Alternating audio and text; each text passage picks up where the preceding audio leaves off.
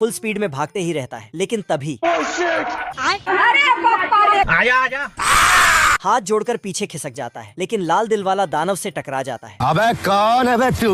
लेकिन खरगोश दानव से बोलता है कि मैं तुम्हें एकदम झकास वाला हीरो बना दूंगा। अब देख तू। क्योंकि खरगोश ने थोड़ा बहुत नाई का काम सीख रखा था, इसलिए ये इसका बाल को बांधने लगता है। लो भैया, यहाँ कुछ तो गड़बड़ है।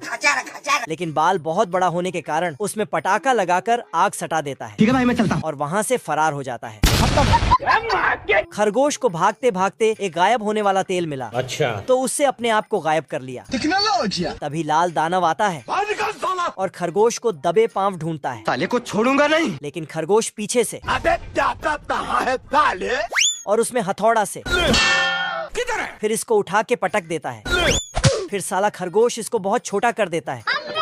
तो ये दानव अपना बोरिया बिस्तर बांध के चूहे के घर चला जाता है और चूहे को गाइस, আপনারা কি